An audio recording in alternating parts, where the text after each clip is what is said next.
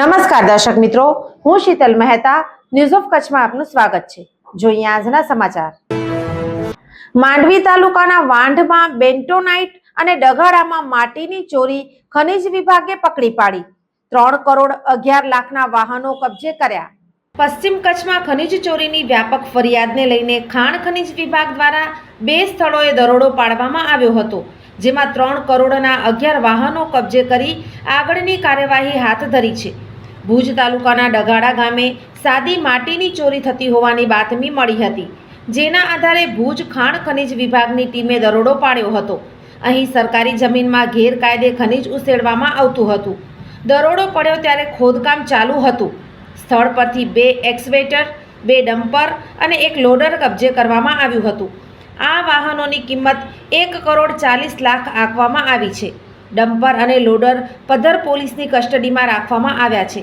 ખનન કરેલ વિસ્તારની માપણી કરાઈ છે, જેના આધારે આગળની દંડકીય કાર્યવાહી હાથ ધરવામાં આવશે।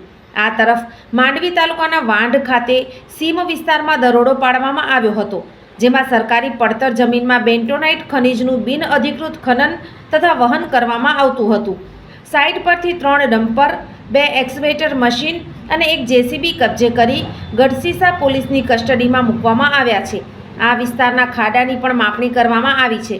પશ્ચિમ કચ્છ ભૂસ્તર શાસ્ત્રી દેવેન્દ્રસિંહ બારિયાએ જણાવ્યું કે બંને સ્થળોએ વાહનો કબજે કરાયા છે, જેની અંદાજે કિંમત 3 કરોડ થાય છે, તેમજ ખાડાની માપણી કરવામાં આવી છે, જેના આધારે ખનીજ ચોરીનો અંદાજ મેળવવામાં આવશે, તેમજ કેટલા સમયથી ખનીજ ચોરી કરતા હતા અને ચોરવ ખનીજ ક્યાં લઈ જતા હતા તે સહિતની દિશામાં તપાસ શરૂ કરવામાં આવી છે।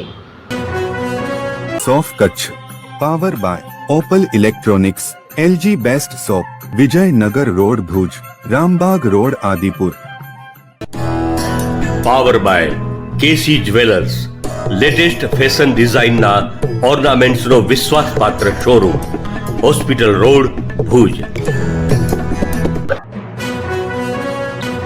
દર્શક મિત્રો, આજે તારીખ 20 માર્ચ 2025 આ હતા આજના સમાચાર। આવતીકાલે ફરી મળીશું, ત્યાં સુધી મને રજા આપશો। નમસ્કાર।